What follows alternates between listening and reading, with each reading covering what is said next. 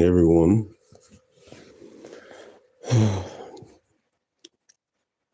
I'm so thankful to be alive this morning. I just woke up with stuff on my mind.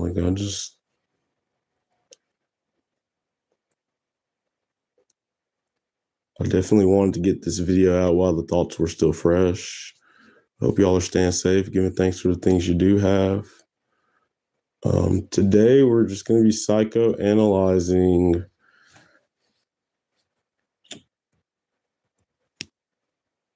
people who tell a lot of fibs.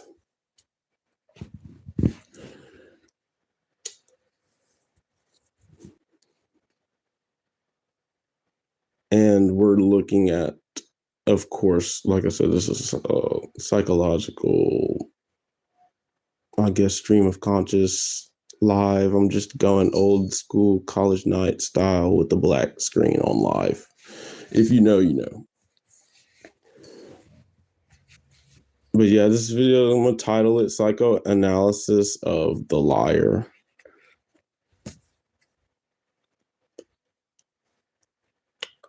And it's definitely a benefit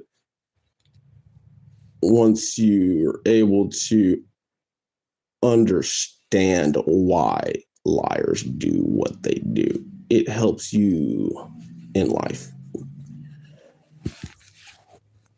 So basically, what I've gained from my research is that liars release dopamine in their brain when they tell the lie. And so, just like with any other conscious action that stimulates a dopamine release,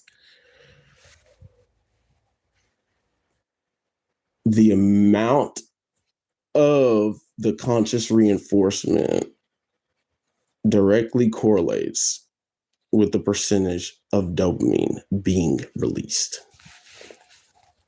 So, with that being said, liars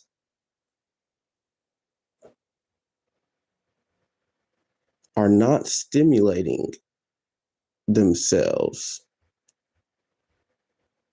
as far as their fixation on the lie. The dopamine release is not as powerful with a small white lie. So, a lie that easily brushes off any sort of mishap, which your husband comes home from work, you're not home, you walk in, he's there, and he's like, "Hey, I'm home early, babe. I was going to surprise you. Where were you at?" And the quick, "Oh, I went to McDonald's," or, "Oh, I just went to get a slushie." If that is a lie,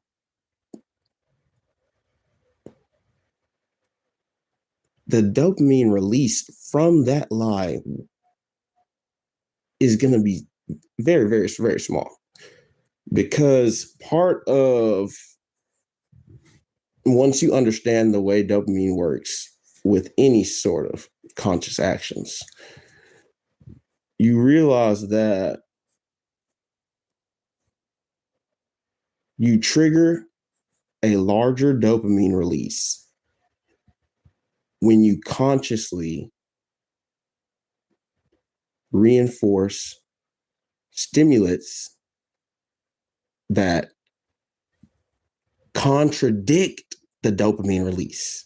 You have to build the dopamine up first before you release it. That's just like if you sit and you smoke weed all day, by the time you get to that 10th blunt, you're going to be like, dude, I'm literally just smoking because it's here. But if you go and you toil with a weed plant for 3-4 months and it grows up to be pretty and nice, and you cut it off at about 6 foot and you hang it up to dry for about 2 weeks, and then you finally smoke that bud, that one blunt's going to hit way harder than that 10th blunt. It's going to hit way harder than all those blunts, but definitely harder than that 10th blunt you smoke that you've been smoking all day. So when you correlate that to liars, a liar wants to gain the most dope. A liar wants to release the most dopamine. They realize that the weed plant ain't gonna grow in 1 or 2 days. The weed plant ain't gonna grow up in that quick little, oh, I went to around the corner just to the store to get a slushie. Here's a slushie right here. That's such a quick, and he's like, oh, okay, baby, did you get me one? Oh, what do you think? I guess you didn't know I was getting off work. Hey, what you think about cooking tonight? You know, guys are simple. You know, whatever, we brush it off, right? Because it's very, very, it's just a hat trick. As soon as I pull up, you pull up. I just went to the store to get a slushie. You know, I love these slushies. Great, you're at home all day. You can do whatever you want, right? I'm not tripping. But if a liar is able to continue a lie, let's just say, let's give an example like a guy with a really, really, really fat girl, and this, or a guy who's attracted to skinny women and has no attraction to big women at all sexually. And he's in a predicament where it would behoove him to sexually involve himself with a bigger lady, even though he didn't want to maintain that quality of life for years. The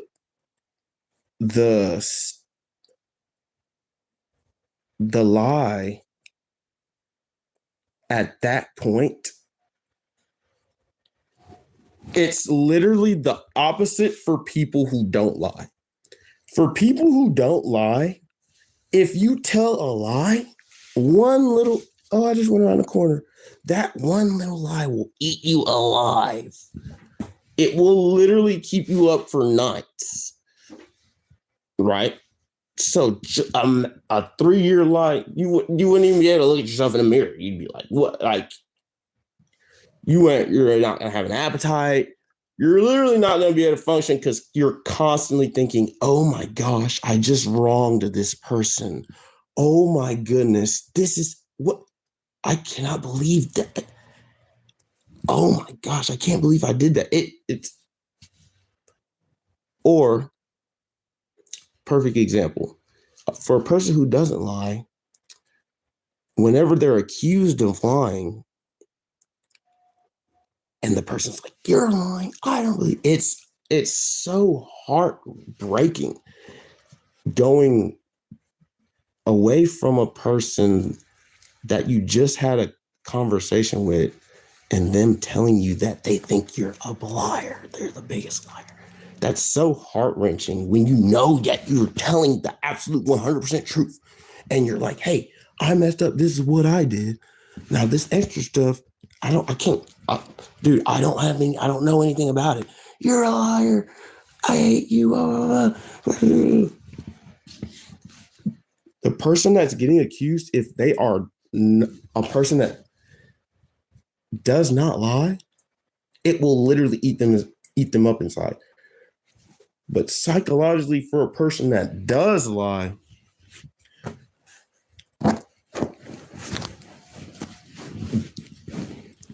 that's the whole thrill of it. That is because the person that does lie is never, ever, ever, ever, ever gonna say, hey, this is what I did. I don't know about this.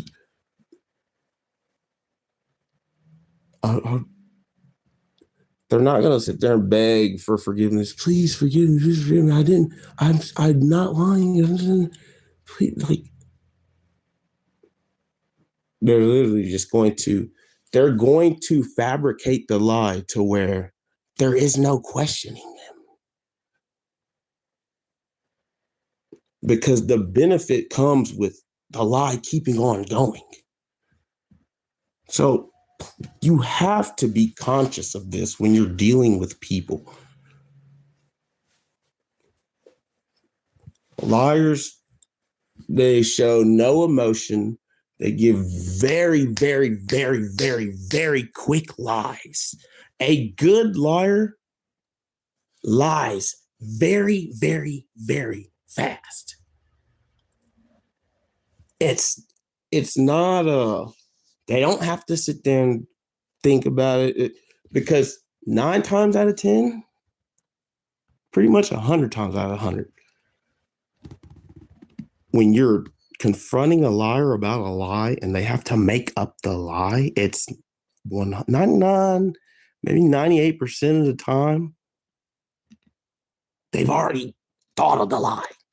It's not a spontaneous thing. That's why it seems so spontaneous, because they've already rehearsed it. They're already like, okay, I'm going to go do this.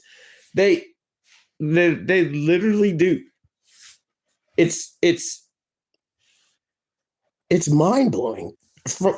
It's just studying the psycho actions of the people who conduct themselves like that. It's sad, and it's very, and I feel very bad, but it's so fascinating. It's just like, wow.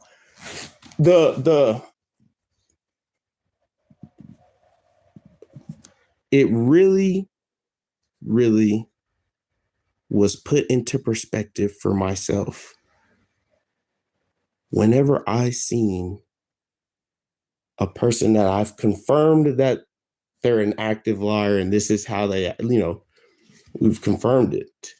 Once I've seen how well they were able to navigate through their phone's framework and get a message sent and then completely erased out of their phone per text message. Once I seen how fast the keystrokes were, they were so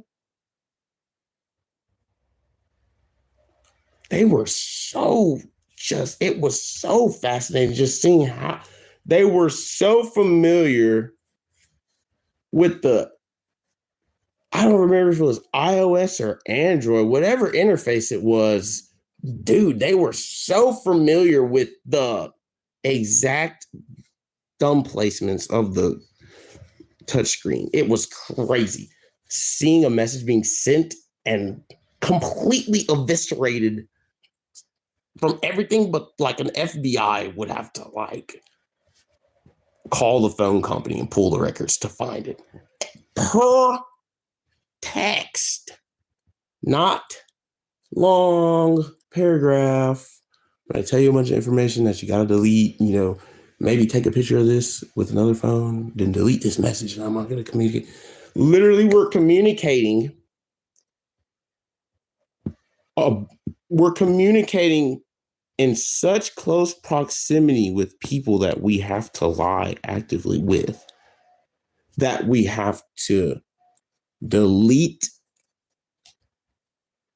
freshly read text messages.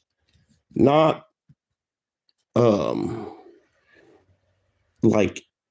I just specifically remember I think it was Android, because I was like, dude, no, it was iPhone. It was iPhone, because I was on iPhone back then. I was literally like, I didn't even know you could do that. I didn't even know you could delete. I just thought you deleted it and then it goes to the deleted stuff. I didn't know you could delete the deleted messages. Because when you're not, what is the point of deleting messages that are sent to you if you can save them? If you're not accumulating so many messages that it doesn't slow your phone down, you literally are holding a bookshelf full of messages in your pocket. Why would you delete them? So for me, deleting messages, now it's like, okay, yeah, there's been times where I had to delete messages, but I didn't know that once I deleted those messages, you could get text messages back. I didn't know you had to double delete text messages in iPhones. I was completely oblivious to it. And I was like, wow. And then it was crazy because I literally did it. Like I tried to do the steps on my own phone. And the only thing I had deleted was like spam. I was like, I don't even need, like, I guess I'll delete it, take it up space, right? I was like, wow, it was just so much built up, just things that like, I'll delete all these dang on spam numbers. It was literally all spam. I was like, but it was full up. You know what I mean? It wasn't. That's the thing. Why do you have zero deleted? Your delete history is zeroed out. You've got, oh yeah. This is why I wanted to make this video fresh, because I'm literally forgetting main points that I said I was going to talk about, but I just literally just remembered it. Because I could talk about anything dealing with psychology forever. But one thing you have got to realize is a huge red flag. Anyone that is trying to prove anything, if someone is really quick to show you proof of something, right? If I have to have 1 million screenshots, I've got to have a complete back paper trail. I need you to call me and then text me and then email me and then all the same information, so that way we have multiple forms. It's just like the guys who are the legit guys are just like, they're just going to walk up. Hey, I'm going to do this. And you're like, all right. And then it just gets done. Right? And it's like, you want a receipt and da da da da. That's why people getting shit done. The people who get shit done, They moving. They don't even talk to each other at this point. It's like they know every 2 weeks this dude's gonna be over here at this fucking Waffle House. Just be at the Waffle House on Tuesday at 3:30 every Tuesday. And then on the first Tuesday of the month, we go on Wednesday. Holy shit, we throw a curveball. Every Tuesday, 9:30, we're at this Waffle House. And we just look like bros. Or not even look like bros. Hey, what's up? Shake hands. Do whatever business we gotta do. Don't even have to talk. Don't even have to do anything. Just that. And I'm not gonna see you again. I'm not gonna talk to you. Oh, and if I talk to you, then we got a hiccup. But we don't need a paper trail. We don't need, I screenshotted when you sent me this. Remember when you said this on this? It's just like, dude, what? So, red flag, please be aware. Anyone trying to prove, because understanding the way the law works, you have to be able to prove the lie, right?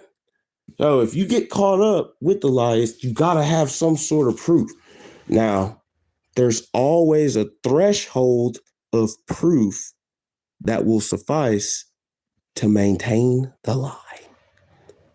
And so the good liars are able to discern that threshold and maneuver through it well, right? Whereas the bad liars, they don't know when to show a bunch of proof. They don't know when to show a little bit of proof, and they don't get too far. The bad liars just end up in jail. That's why jail stands for just another inmate lying, right? Because that's where the liars go. The liars are in jail.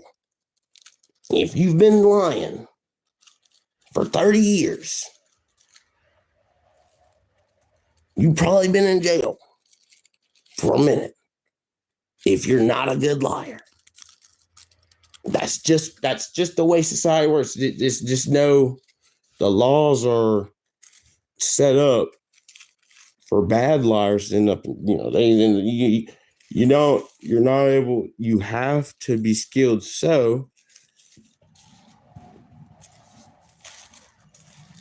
you have to make sure you're aware of the red flag, and that is proving innocence, like providing proof. Like anyone who's stockpiling, a red flag is stockpiling proof of anything, right? It's just like, dude, just live your life.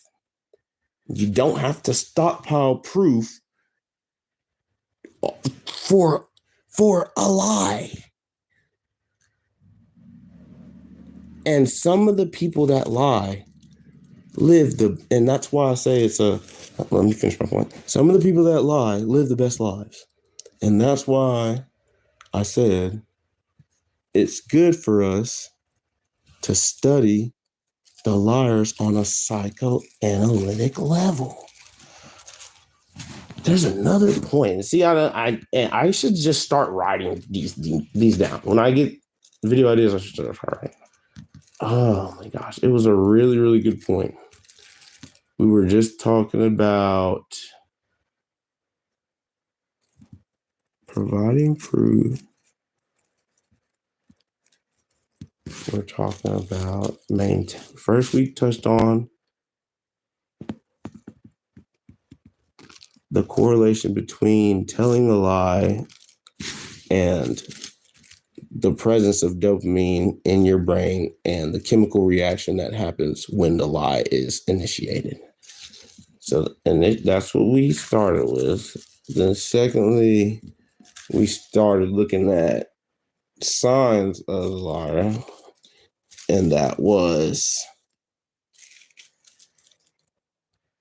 the first one was stockpiling proof. What is this? Dude, I had a really strong point. Stockpiling proof. I love the live video structure on YouTube because it works very well for stream of conscious videos. And I'm very thankful to you guys that are following me and got me over 50 subs that I'm able to go live. I love y'all and I'm thankful for y'all. So as we try to remember this next point, man, we can just digest what we've got already.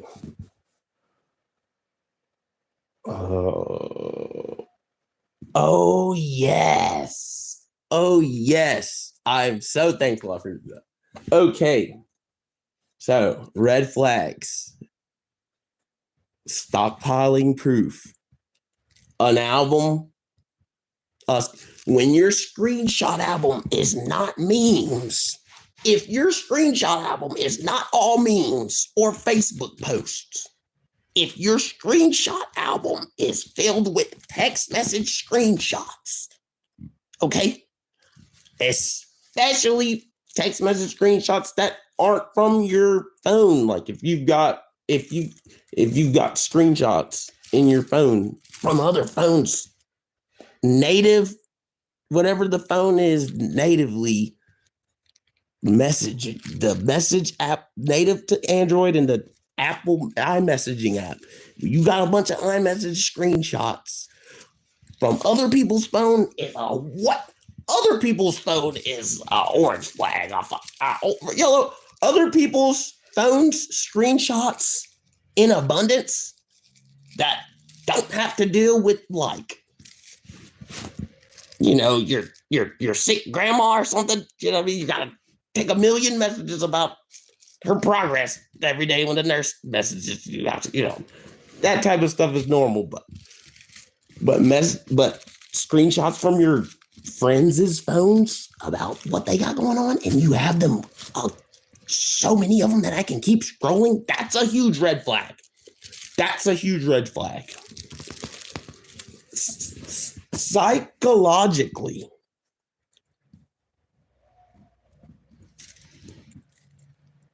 The liar needs the proof. They need the proof. They need the screenshot. Why? It all circles back. Why do they need the screenshot? You have to remember, what is the main goal? If you ask yourself what's the main goal for a liar, you can answer the first question. Why do they have the screenshots? Right? You can answer that question. What's the main goal? The main goal is to maintain the lie for the good liars. Now, it's okay to fall victim to a dumb liar because you can just see through them. I was going to say, they don't last long. Those are the 14, 15-year-olds that are just getting into the game. Once you make it through, because you have to understand, lying isn't, there's a percentage of liars that lie for their safety because their lives are at harm and they are not able to live without dying unless they lie. That's a percentage of liars, and they get really good at lying. But you have a percentage of liars that are lying strictly because of a hormone imbalance, a chromosome imbalance. There's something, I don't know what it is.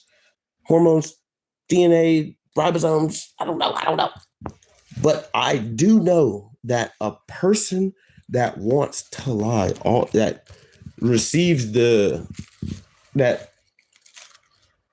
dopamine fix from lying, that's not instinctive human behavior.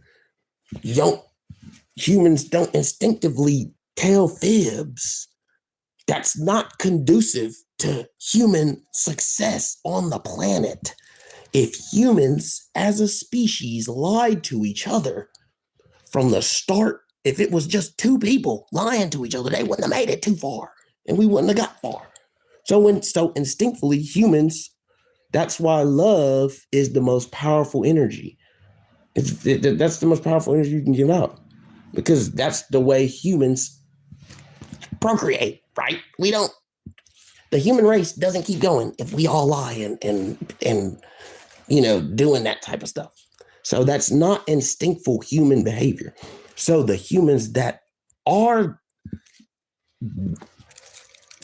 I guess in layman's terms, be hardwired to lie, it's strictly because their DNA. Now, we do not have to, we can never, ever, ever, ever, ever forget the number one most fundamental thing in psychoanalysis is what? Subconscious tuning through reinforcement. Right. So obviously, by the time a human is at the age to conceptualize an idea and formulate a false narrative to achieve it, in order for a human to reach that level of cultural relativity, they would have to be out of their infancy. Children don't, they sort of get that at like 2, 3-ish, 4-ish, when they start talking. Then they realize, oh, if I said this, then I got a cookie. So I lied to get the cookie, or I lied and I didn't get whooped, So it's not always just the hard wiring. Yes, there is 100% people that are, well, I shouldn't say that. Yes, there are people, absolutely there are people that are victims to conscious reinforcement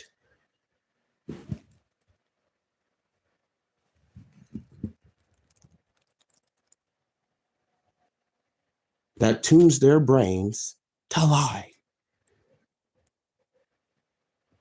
100%.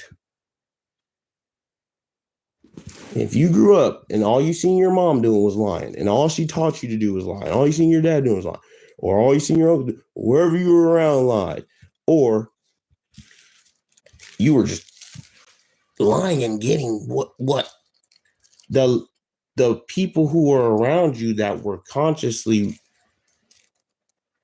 adding stimuli to your palate, so to speak, they weren't cognizant enough to see past your egocentrism and realize that, oh, snap, he's not just, he's not, or he or she, this child, this baby is not, sometimes you're looking at your kid like, oh, he's such a sweet child. He wouldn't do nothing like that, right? So when that happens, the person that's rearing them don't check it fast enough. And then the child, it themselves consciously reinforces the lie to stimulate the dopamine release. So it's not always society's fault or the caregiver's fault purposefully, right? It could just be from a lack of awareness. And so understanding that some people, let's backtrack and summarize kind of where we're at. So initially we spoke on, this video is about the psychoanalysis of the liar. Initially, we spoke on, dude, I'm so thankful that I'm like remembering my thoughts and not having to write them down. That's why I start all my videos off of being thankful. But initially, we talked about the chemical reaction that the brain has when a lie is told and the correlation that the period that the lie is drawn out directly correlates with the amount of dopamine released. And not even necessarily just a period of time. I'm sorry to interrupt the summary of the thing. We'll get back to the summary, but I'm going to just touch on this one part.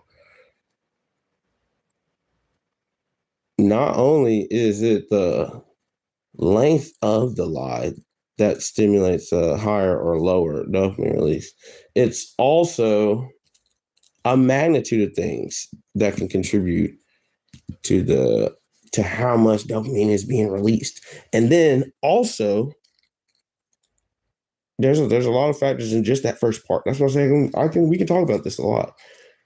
There are people who don't need to consciously reinforce a lot of lying to get a big dopamine release, right? And some people don't get that much benefit from it if they draw out the lie a lot. It's just a small pleasure, right? But the little lies, it's just the quick ones that, oh, they love it. That gives them the most, right? Just like some people smoke crack and some people smoke weed. They're both drugs. We're not even, what I mean? Oh, weed grew from the ground or whatever. Right. Coffee grows from the ground too. Beer grows from the ground too. All the stuff, they make you feel different. It's like taking a spirit inside of you. When you choose to drink that coffee, ain't no turning back unless you throw it up. But you taking it into you. You know what I'm saying? So understanding that even water is a spirit. It's just don't get the label of a drug. Everything is anything that you consume is basically a quote unquote drug. Right? Drug is just a powerful negative word. Right? But it's basically just a reinforcement. So anyway, just like I said, some people smoke weed, some people smoke crack, some people smoke a lot of crack, some people just hit a little bit of crack. Some people like dogs, some people like big dogs, some people like little dogs. For some persons, so it's not necessarily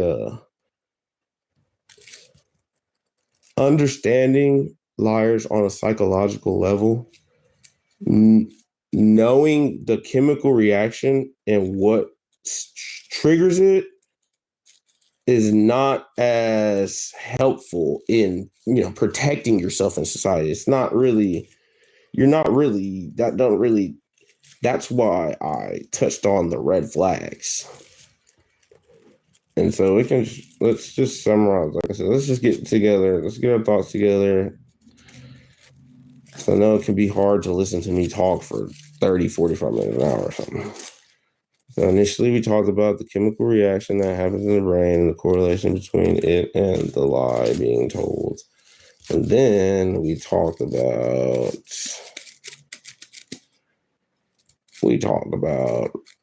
red flags. We touched on 2 red flags. Well, we touched on 1 red flag so far. And that was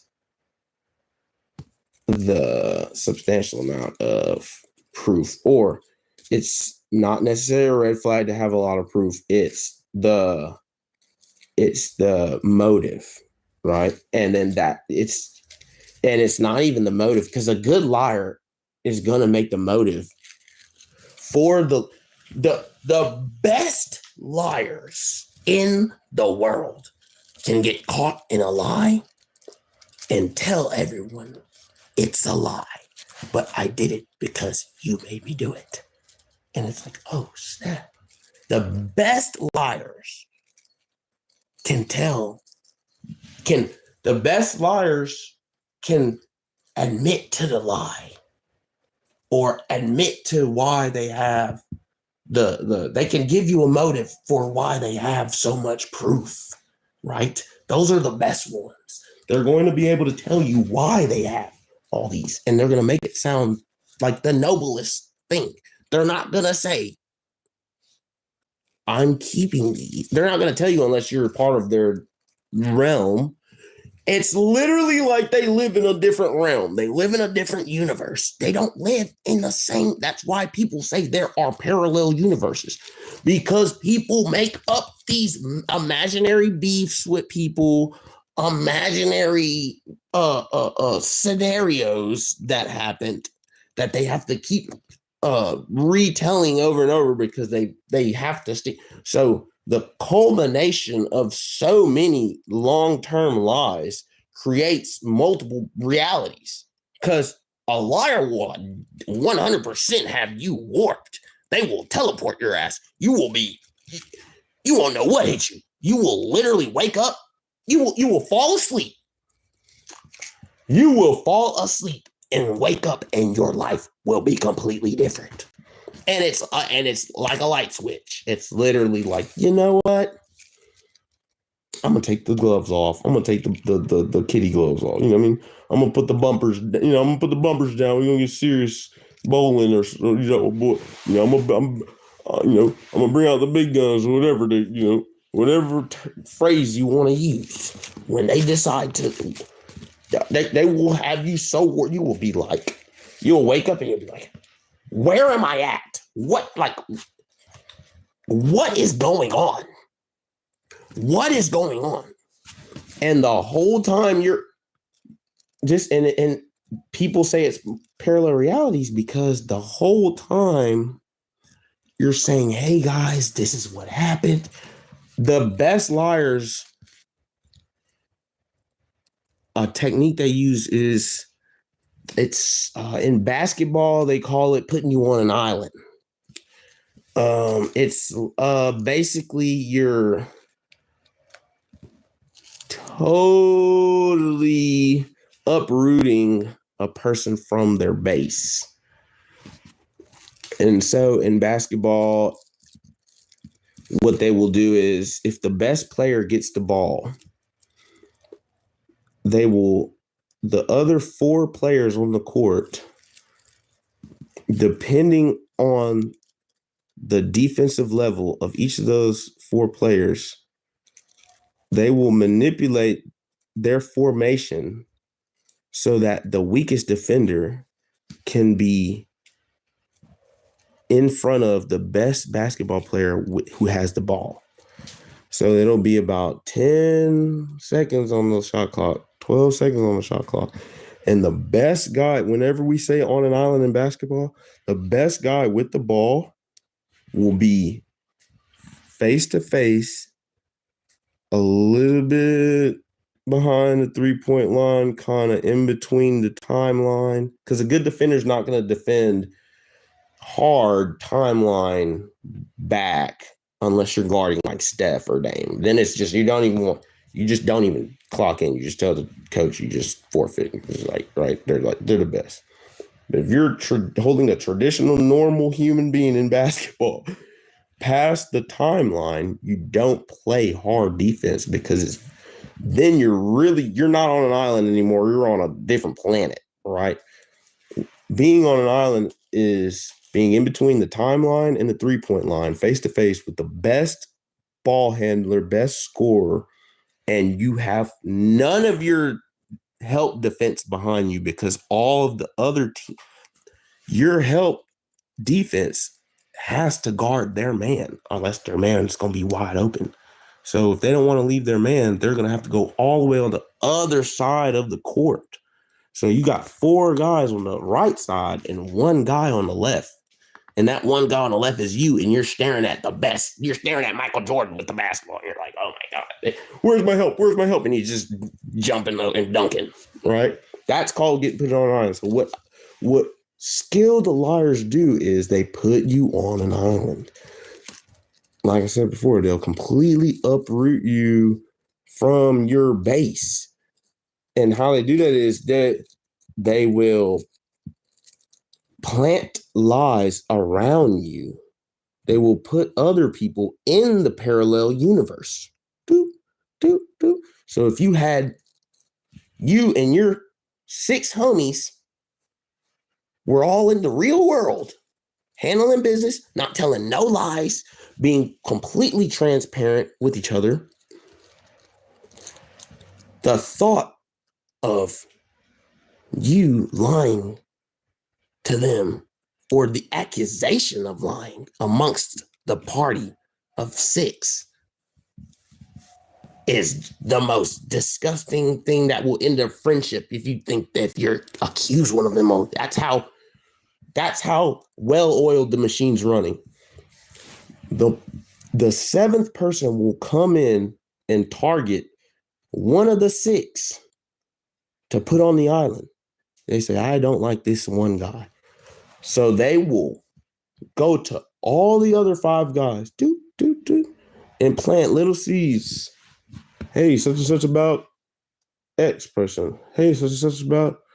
Then they'll go to guy 2. Hey, such and such about X person. Then they'll go to woman 3. Hey, such and such about X person. And they go, you know what I'm saying?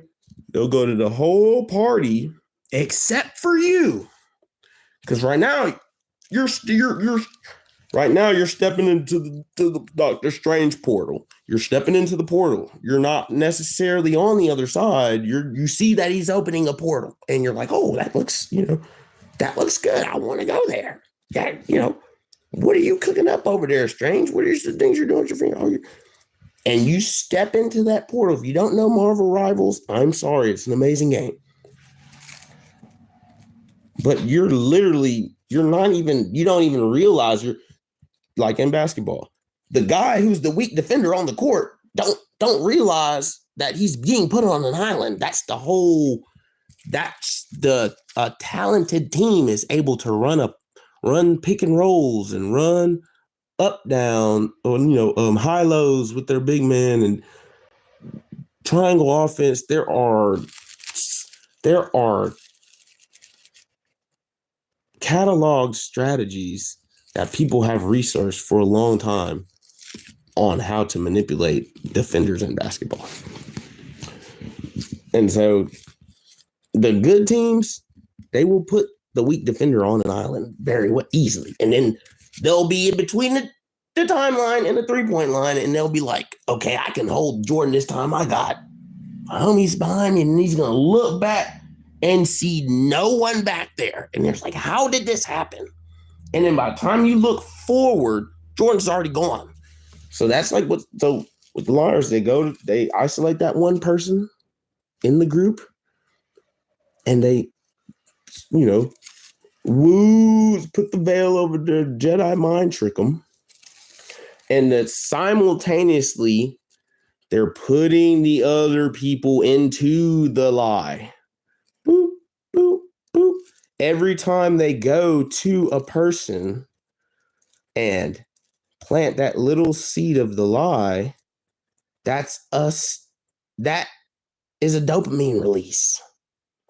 Now there are some that, and so some people, that's what that one particular conscious stimuli is all they want. They only want to isolate that one fish away from his other. That's that whole dance might take 3 months, might take 6 months, might take a year. But the interactions with the other people, seeing how far the other people will go, you might get 3 of the other 5 people in the 6-man group. You might get 3 of those people that you just have to lie to. But then you might have 2 of the people that you can tell, hey, I'm lying to the other 4. And the good liars will be able to distinguish who they can put back into the real world, right? Because the liars are in the real world. The good liars are in the real world. The lucky liars live in the fantasy world. They're just lucky. You don't get far, living in the fantasy world. You got to be able to portal hop like Strange. You got to be able to you hop in and out of different timelines and realities, right? Normal people on Marvel Rivals do not open portals to other side, to anywhere. I can open a portal in the ground, up in the sky, in the stairs, over here on the wall. You can open a portal anywhere, right? Normal people, we're not able to do that. We don't just open portals and just step into new realities. We don't do that. That's not no other character on Marvel Rivals does that, right? So Doctor Strange is a very high level character in the game. So like the good liars, like I said, they're man. So understand it, guys. It's definitely something to look out for. And always remember, I need to make this a slogan. I literally need to get a shirt that says this: a smart person can always play dumb. Now, I just sat here for 47 minutes. Initially, I greeted you all. I identified a topic. I categorized the topic. I elaborated on each of the categories, and I summarized multiple times throughout. So, do you honestly think I could sit on here and ramble like I completely lost my mind for 2 hours about gibberish, about nothing, and just you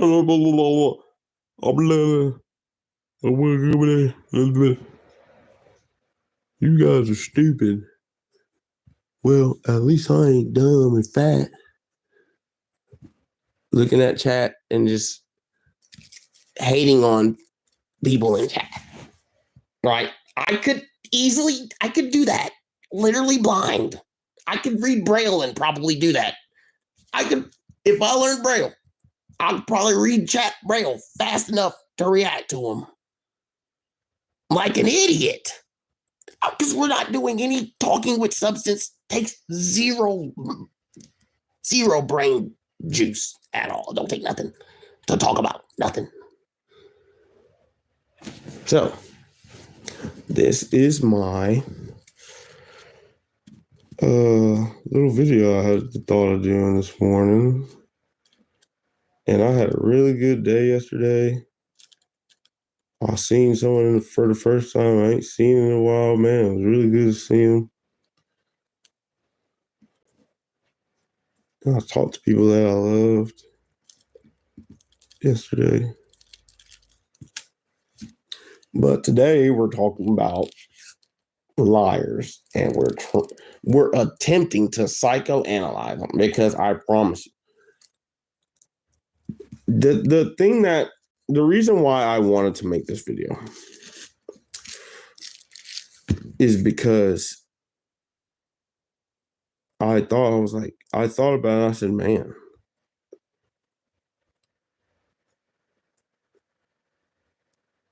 people who are incredibly talented at lying are very dangerous.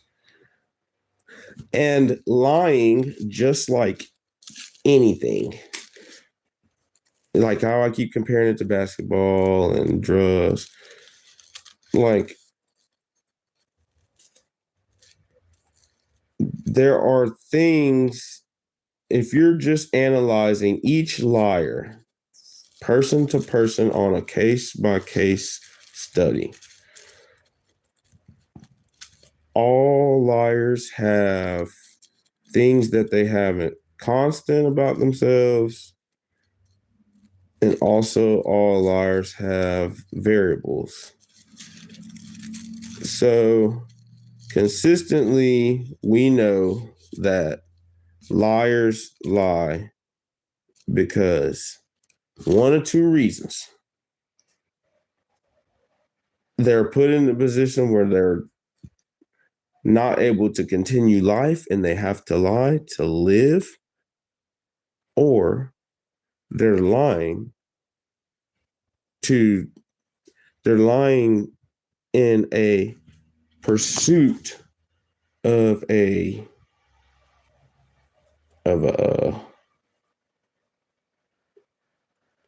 like they're lying in pursuit of the dopamine release. Just like, why do people smoke weed? They smoke weed to get high. Why do people lie? They lie to feel good. It makes them feel good. So those aren't the only two examples of liars, but for psychoanalysis purposes, those are the only two that really count, because the person who lies about going to the store to get a slushie because they were out with someone behind their partner's back and it was the first time they ever did it and they beat themselves up about it and they're just not that type of person and they hated it. Those people are not what we're here just to analyze, because they're not liars. But if you tell a lie, you are not a liar. So we're not talking about those people. So that's why I said those are the only two people really that count in this whole thing. The people who are lying because their lives are not able to continue on, and the people who lie to get the dopamine release. And that's why I said I was making this video, because it made me sad or whatever, just to think, man, if someone's really smart, they could like lie to my grandma and get her to like get different insurance or something weird because she's not computer savvy. And as long as I call her and say, hey, Granny, or not, hey, Granny, hey, Mrs. So-and-so, this is Detective Rogers from the Avengers Agency in Hines County. She's gonna be like, okay, Mr. Steve Rogers, what do you need me to do, sir? As long as I answer formally and put a county and a ranking on my name, my grandma will do whatever I tell her to do on the phone. And it's sad, but that's mostly everyone's grandmas. Well, probably great grandmas by now. But you'd be surprised. Some people's moms will fall for that. But those people could potentially be dangerous if left unchecked. So this is my small attempt at a college night tribute black screen. Every time I go live black screen, I 100% do it because the guy who inspired me to go live on YouTube did that and probably still does it. He's so rogue. He literally got, I don't even want to speak on it, but college night, college kid, if you know, you know. And so Yeah, I just feel like this little college kid inspired video is my slingshot at Goliath. And so I'm trying to see, I'm actually, this whole like last 15, 20 minutes has literally been me stalling, trying to think of other things. I'm I'm gonna start writing stuff like this down because I literally had like a mind full of ideas, and just because, not necessarily because I was thinking about this lately, just because I've literally been living this. I've literally been like living a life where like I went from I did some portal jumping, 100% not cognizant of the fact that I was, I just was walked forward, like, woo, fell in a portal. Like, whoa, woke up and I was in a portal. I literally fell asleep and rolled over the ones out of bed and woke up in a portal. I was like, whoa. And so, oh, yeah. This is what I was saying. I finally remembered what I was saying. Okay. I actually didn't forget. I actually wasn't 15 minutes. I was actually just saying it, but I kind of went off track there just a little bit. But the things that are consistent about liars are the dopamine release and that's honestly that's about the only consistency because like for a bona fide liar, that's the only thing that we can say they all have in common is that they get that fix out of it. So with that being said, and once we understand that that's the consistency, now we start needing to look for the variables. What are the variables in the liars? Well, just like basketball. In basketball, the tallest person has a natural advantage because the distance from them and the basketball is shorter.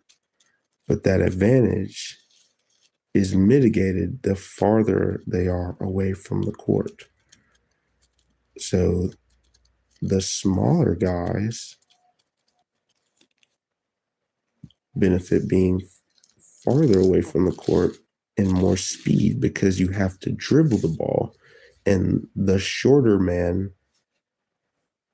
can touch the ground traveling a shorter distance than the taller man. So when you're dribbling, you're simulating going to touch the ground, and it would behoove you to get as close the distance of the ground and just enough height so the ball can keep bouncing and not roll, which to advance the ball up the court is that's the most secured way is with a short, faster guy that can dribble really low and keep his body really close to the ball. So the defender has to literally bulldoze through the person to get to the ball, which is a foul in basketball. So that's why the little guys bring it up and the big guys handle it down low, because the big guy, for him to go one dribble, the ball has to travel a way greater distance. So it gives the defender more time to react from the ball going in the dribble while the person's dribbling, the taller man, while he's dribbling, taking one dribble at a time up the court. He has to put the ball onto the ground and up again, onto the ground, up again. It takes a lot more energy for a taller man to do that. So his height is less conducive in the backcourt, whereas the shorter man's height is less conducive in the front court. So with that correlation, variables in liars also have to do with body types. So psychologically, humans have been tuned, right? It's in our DNA to be we've also been subconsciously tuned through society. But by this point, it's in our DNA because it's been happening for so long. But there is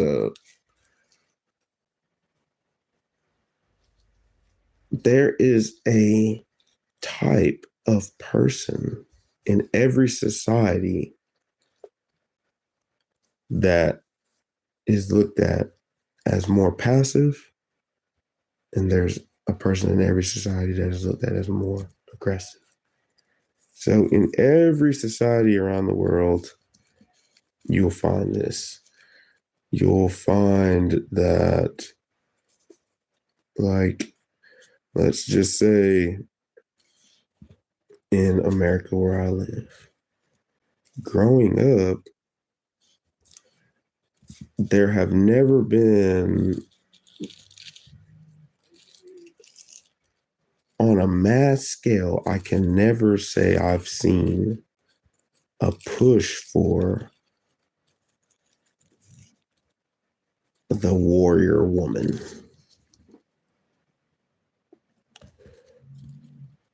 The Amazonian sort of She-Hulk kind of.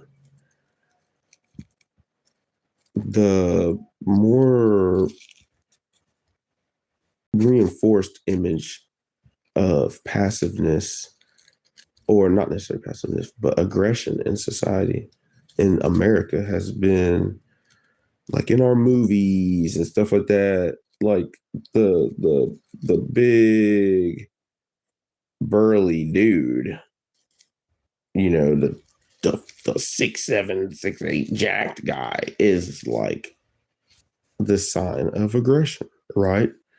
Whereas as a society, we could have been completely different about that. We could have painted those people, we could have portrayed those people as weak and tender or whatever, but we don't. We all the Braveheart and all the big major blockbuster movies all have this like aggressive, like the aggressive character. Like, yeah, they make it a woman sometimes, but I don't know. That's just kind of an example that has nothing to do with the liars. But physically, it behooves a liar to have more non-aggressive natural features. What I mean by non-aggressive, it's harder to get off with a lie if you're a 6'7" black dude. I'm not in America. You're not getting, especially if you're not dumb as a bag of rocks.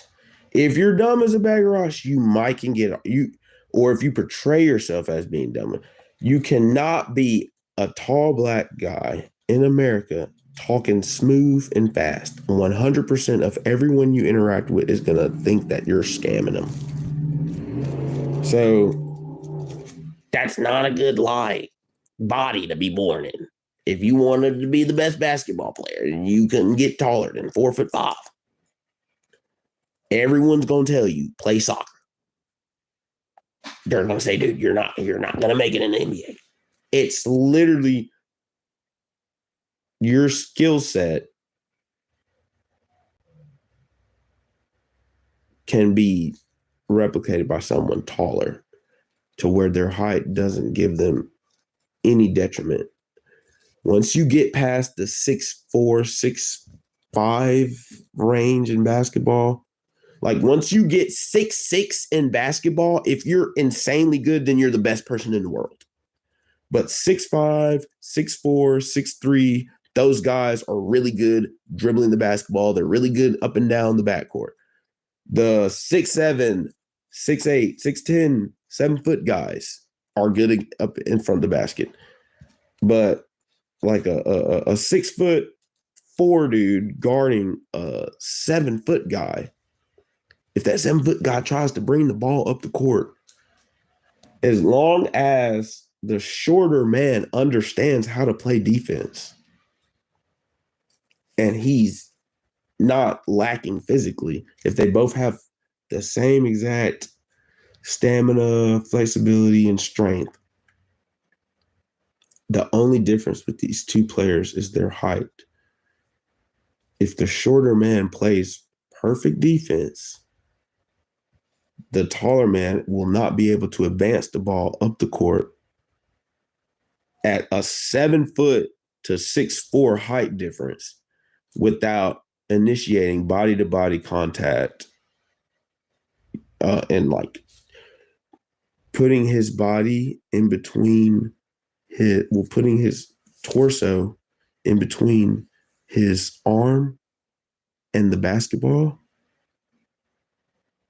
and the defender. That's the way that a taller man would advance the ball. He would just turn his body, put his body in between the ball and the defender, and just slowly back his way down the court. Because if the defender tries to go around his body, then that's enough time for the taller person to swing his body around and just go. But if the defender sits there and tries to stop him by initiating body contact, you're not able to go through a defender like in football. So all you can do is not allow him to go in front of you. That's why I say the shorter man playing precise defense can stop the ball. That's why your coach is always going to say, I don't know how this turned into a basketball life, but I'm invested. Your coach is always going to tell you in transition defense, the number one thing to focus on is stopping the ball. So, literally coming back to the main point, I love basketball, I guess you can tell. But physical features of the liar can make or break them, or not even necessarily make or break them. Having a body that's more conducive to lying makes lying less difficult, right? Having a body more conducive to basketball makes basketball less difficult, right? If you're taller, basketball is easier. For a 4-foot guy, it's harder. For a 7-foot guy, it's easy to dunk. 4-foot guys don't have to train to be even close to dunking. For a 7-foot guy, just tippy toes and dunks. So you don't necessarily have to be the most intellectual liar if you're just blessed with natural features that make lying more conducive. So, what are other variables that have to do with liars? Well, we kind of touched on it, but one of the variables is what about the action of lying are they most seeking? Is it the chase? Is it the reveal? Some liars will die with their lies. They will die they'll rather die in the alternate dimension than to die in the real world. So they won't go into the real world and put everyone else in the real world. They'll keep everyone in the side realm thinking one thing is reality, and they'll die like that. There are some people that they'll never ever expose their lies, whereas there are some liars that's their big thing. They're gonna set the camera up, and this girl's gonna live with this guy, and he's gonna pay her rent for 6 months or 3 years. And she's going to save up all her money. And he's going to be like, babe, we're about to buy this amazing property. Whoop-de-whoop. I'm going to put everything in your name. I love you so much. I'm so thankful that we're building together. And then as soon as everything's in his name or in her name, she just leaves.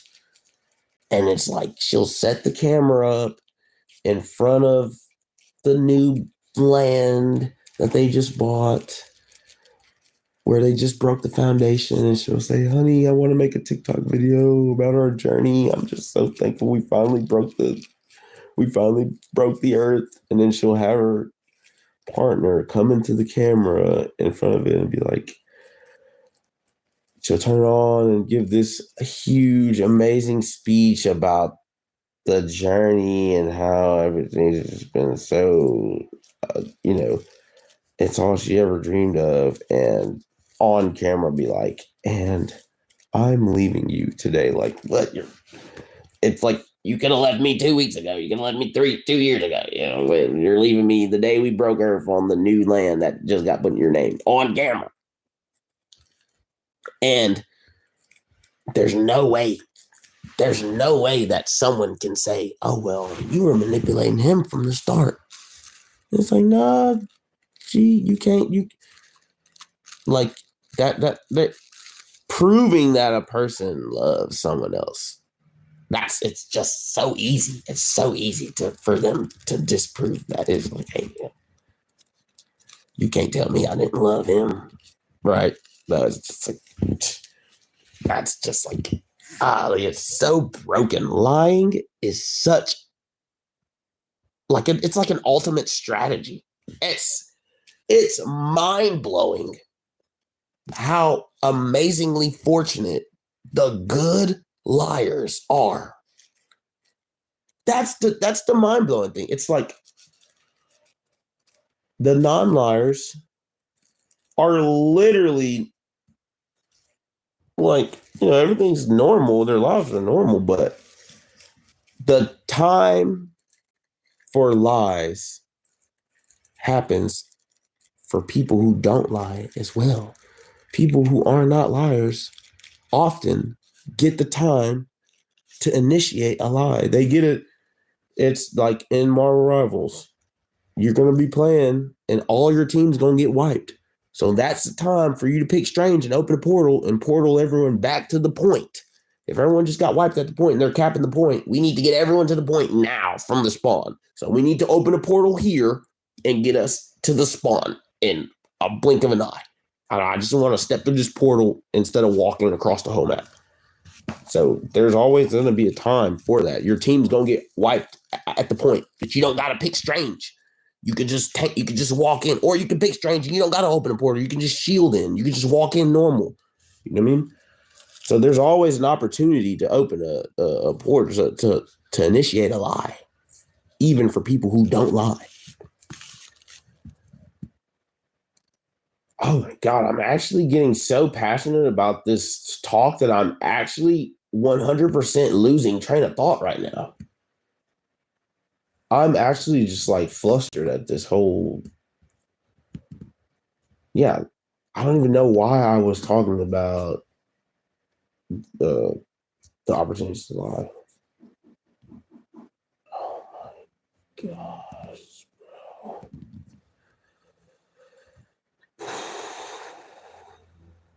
All right, I got visitors, so see you guys later.